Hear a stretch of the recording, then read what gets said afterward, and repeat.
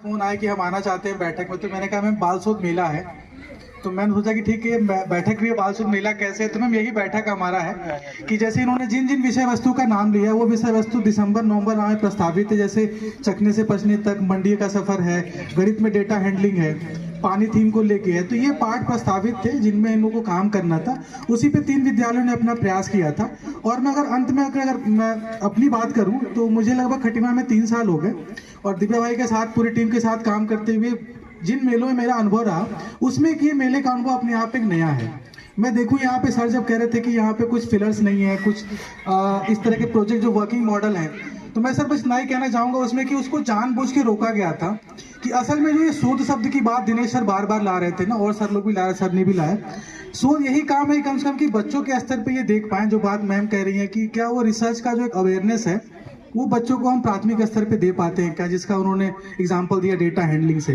और हम ये कह सकते हैं कि जो क्लासिफिकेशन कर रहे हैं बच्चे की, जो बेल वाले सब्जियां हैं, जड़ वाली सब्जियां हैं, तने वाली सब्जियां हैं, ये कहीं ना कहीं वो जान तो रहे हैं, लेकिन कौशल क्या ईवीएस में कम से कम वो वर्गीकरण कर पाए, क्लासीफाई कर पाए, किन्हीं आधारों पर कर पाए वो। तो ये कौशल वो चीज शेयरिंग में निकल कर आई।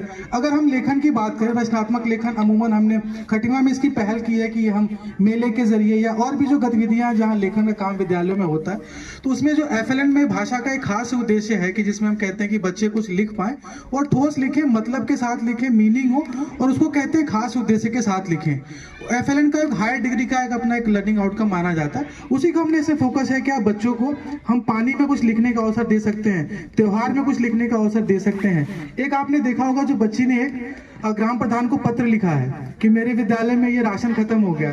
तो क्रिएटिविटी सोचिए बच्ची ने क्या सोच के लिखा। लास्ट में एक लाइन ये भी लिखा है जो मैम ने हाईलाइट किया कि शिक्षक विद्यालय से बाहर न जाए, हमें पढ़ाएगा कौन।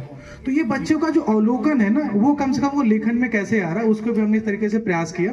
इस तरीके से देखें तो ये कुछ कुछ खास कौशल थे मैम जिसको हमने शामिल किया इसमें बातचीत के जरिए। और वो जो प्रयास थे कि हम विद्यालय से निकल के थोड़ा बाहर जाएं, तो ईवीएस में ये बात कहा जाता है कि थोड़ा कक्षा से बाहर निकल के हम कैसे उन चीज़ों को देखते हैं।